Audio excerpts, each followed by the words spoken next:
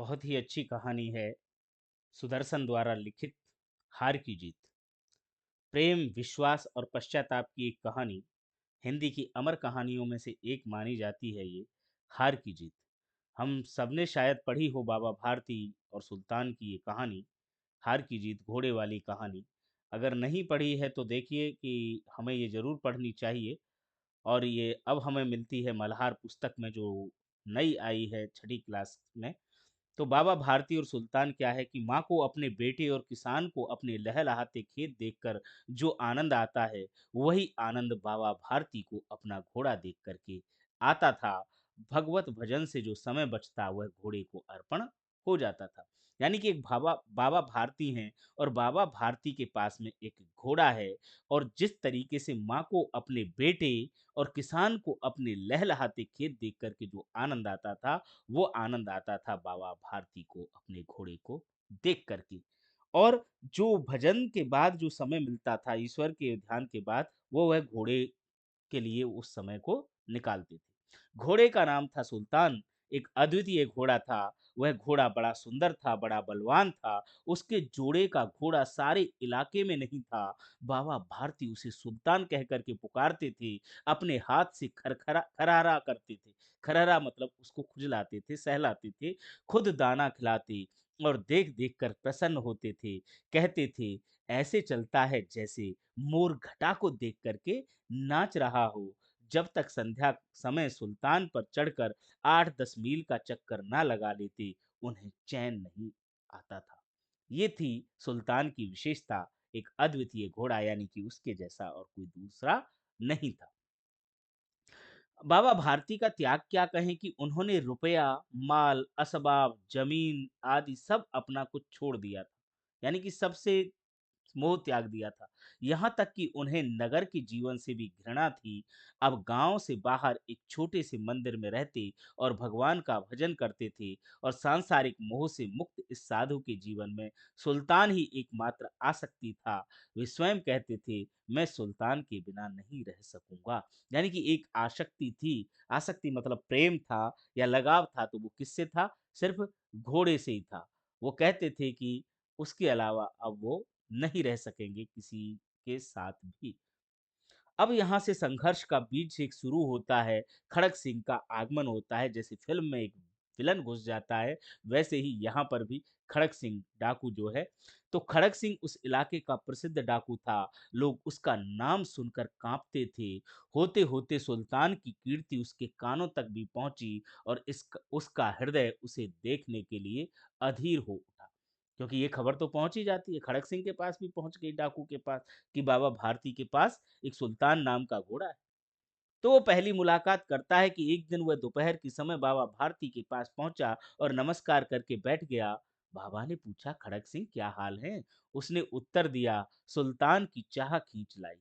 उसने कहा कि सुल्तान की इच्छा थी, सुल्तान को देखना था, सुल्तान से मिलना था, या दरअसल उसको चाहिए था सुल्तान।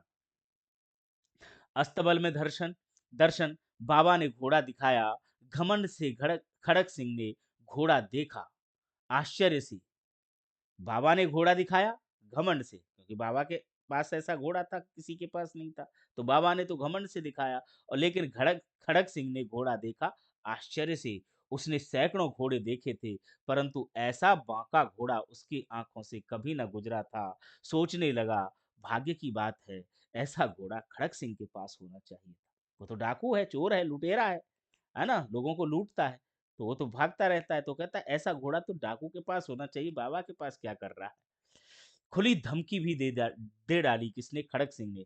बाबा भारती घोड़े पर सवार हुए और घोड़ा हवा से बातें करने लगा। उसकी चाल देखकर खड़क सिंह के हृदय पर सांप लौट गए।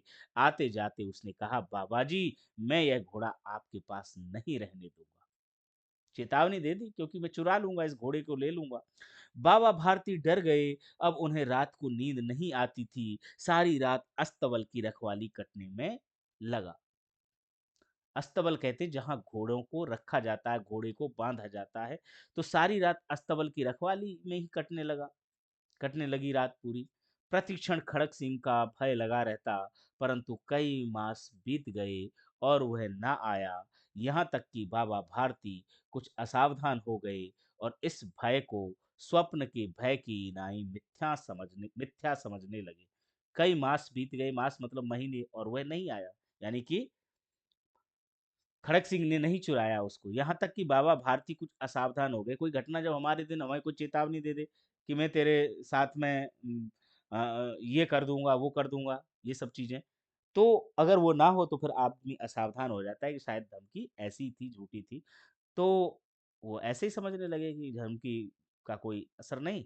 अब क्या है, धोखे की घड़ी आ गई। अब बाबा भारती ही से उसको घोड़ा लूटना था, लेना था, चुराना था। तो क्या किया, यहाँ पर ये चित्र देख रहे हैं कि डाकू क्या बना हुआ है। ये खड़क सिंह है, वो बाबा भारती है चित्र में घोड़े पर बैठे हुए हैं, और ये खड़क सिंह है, ये भिखारी बन करके आएगा। देखते हैं, पढ़ते हैं कि धोखे की घड़ी, संध्या का समय था। बाबा भारती सुल्तान की पीठ पर सवार होकर के घूमने जा रहे थे। जैसा उन्होंने बताया कि 8-10 मील वो डेली घूमते थे, प्रतिदिन घूमते थे घोड़े पर। इस समय उनकी आंखों में चमक थी, मुख पर प्रसन्नता थी। सहसा एक ओर से आवाज आई, ओ बाबा, इस कंगले की सुनते जाना। कंगला मतलब जो भिखारी बना हुआ है, ये दरअसल खड़क सिंह है। तो कह रहे, ओ बाबा, इस कंगले की सुनते जाना। करुणा का जाल, आवाज में करुणा थी। बाबा ने घोड़े को रोक लिया। देखा एक अपाहिज वृद्ध वृक्ष की छाया में पड़ा कराह रहा है। उसने हाथ जोड़ करके कहा, बाबा, मैं दुखिया रहा हूं, मुझ पर दया करो। राम अवतार यहाँ से 3 मील है, मुझे वहां जाना है। घोड़े पर चढ़ा लो, परमात्मा भला करेगा। ये किसने कहा, उस दुखियारे ने, यानी कि ये खड़क सिंह जो है वो भिखारी बन करके पड़ा हुआ है। बाबा भारती ने घोड़े से उतरकर अपाहिज को घोड़े पर सवार किया और स्वयं उसकी लगाम पकड़कर धीरे धीरे चलने लगे। लेकिन क्या होता है, असली चेहरा तो सामने आकर के ही रहता है।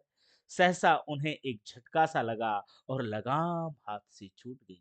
उनके आश्चर्य का ठिकाना ना रहा जब उन्होंने देखा कि घोड़े की पीठ पर अपाहिज जो है वो तन करके बैठा हुआ है और घोड़े को दौड़ाए लिए जा रहा है।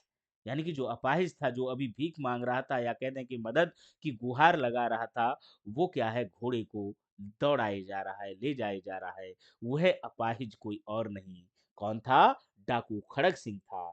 बाबा भारती के मुख से भय, विस्मय और निराशा से मिली हुई चीख निकल गई, एकदम भय से भी, विस्मय यानी कि आश्चर्य से और निराशा से। अब बाबा भारती की महान प्रार्थना क्या है, बाबा भारती ने पूरे बल से चिल्लाकर कहा, जरा ठहर जाओ।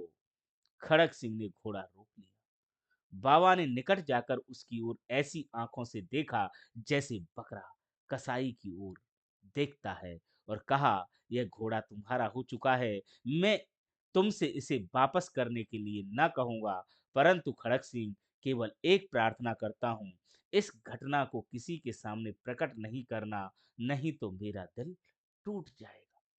तो कह रहे हैं कि ठीक है, तूने चुरा लिया, मुझसे धोखा दे दिया, ठीक है ना, क्यों? वो कह रहे हैं कि मेरा दिल क्यों टूट जाएगा, इस घटना को किसी के सामने बताना क्यों नहीं? क्योंकि अगर इस घटना को किसी के सामने बता दिया, तो लोग अपाहिजों पर या लोग ज़रूरतमंदों पर उनकी मदद करना छोड़ देंगे। यही तो होता है।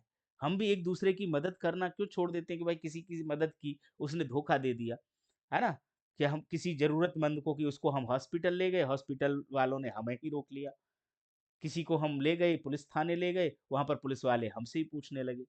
या फिर हमने किसी को मदद करना चाहा, वो हमसे धोखा करके ले गया, हमसे ठगी करके ले गया। तो वही बाबा भारती के साथ हुआ। तो बाबा भारती भी उनको इसीलिए कह रहे हैं, खड़ग सिंह को, कि ठीक है, तू इसको रख, अपने घोड़े, इस घोड़े को रख ले, लेकिन इस घटना को किसी के सामने प्रकट मत करना, नहीं तो मेरा दिल टूट जाएगा। फिर इतना कहा तो खड़ग सिंह को विस्मय हुआ कि ऐसे क्यों कह रहा है? तो खड़क सिंह का मुंह आश्चर्य से खुला रह गया। उसे लगा था कि उसे घोड़े को लेकर यहाँ से भागना पड़ेगा, परंतु बाबा भारती ने स्वयं उसे कहा कि इस घटना को किसी के सामने प्रकट नहीं करना। उसने बहुत सोचा, बहुत सिर मारा, परंतु कुछ समझ में नहीं आया कि बाबा ऐसा क्यों कह रहे हैं।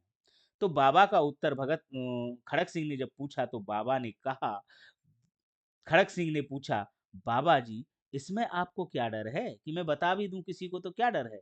तो बाबा भारती ने उत्तर दिया, लोगों को यदि इस घटना का पता चला तो वे किसी गरीब पर विश्वास ना करेंगे और दुनिया से विश्वास उठ जाएगा। वही बात जो अभी हम बता चुके हैं, वही ये कह रहे हैं कि अगर लोगों को इस घटना के बारे में पता चलेगा तो वो किसी भी गरीब पर, किसी भी अपाहिज पर, किसी भी ज़रूरतमंद पर विश्वास नहीं करेंगे। उन्हें ये लगेगा कि यह भी धोखा दे सकता है। पश्चाताप का जन्म होता है ये सब देख करके किसके अंदर? खड़ग सिंह के अंदर।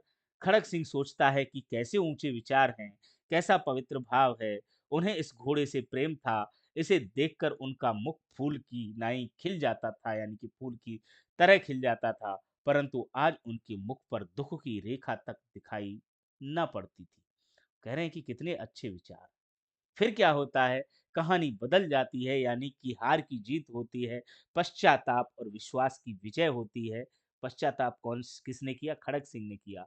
तो रात के अंधेरे में खड़ग सिंह बाबा भारती के मंदिर में जा पहुंचा। यानी कि जो खड़ग सिंह है उसके अंदर अंदर चल रहा है कि देखो कितने अच्छे विचार हैं बाबा भारती के, और वो एक निर्णय लेता है। और निर्णय लेने के बाद क्या होता है कि वो बाबा भारती के मंदिर में पहुंच जाता है। चारों ओर सन्नाटा था, आकाश में तारे टिमटिमा रही थी। किसी समय वहां बाबा भारती स्वयं लाठी लेकर पहरा देते थे। किसके लिए? घोड़े के लिए। लेकिन अब घोड़ा है ही नहीं। परंतु आज उन्हें किसी चोरी, किसी डाके का भय ना था। अब तो घोड़ा ही नहीं है, तो अब वो पहरा भी नहीं दे रहे थे। तो क्या होता है? सुल्तान की वापसी करके आता है कौन? खड़ग सिंह। खड़ग सिंह ने आगे बढ़कर सुल्तान को उसके स्थान पर बांध दिया और बाहर निकलकर सावधानी से फाटक बंद कर दिया। इस समय उसकी आंखों में पश्चाताप के आंसू थे। रात्रि का तीसरा पहर बीत चुका था। चौथे पहर में बाबा भारती अस्तबल की ओर बढ़ रहे, है ना? क्योंकि एक दिन में 24 घंटे में कितने होते हैं? 8 प्रहर होते हैं ना, लगभग 3 घंटे का एक प्रहर होता है। तो कहते हैं रात्रि का तीसरा पहर बीत चुका था, यानी कि लगभग सुबह होने को थी। तो चौथे पहर में बाबा भारती अस्तबल की ओर बढ़े। फाटक पर पहुंचकर उन्हें अपनी भूल प्रतीत हुई और गहरी निराशा ने पाँव को मन भर का भारी बना दिया। यानी कि वो जा रहे हैं, देख रहे हैं वहीं पर दिन निकलने वाला है, सुबह होने वाली है, और वो क्या देखते हैं कि पुनर्मिलन का आनंद होता है।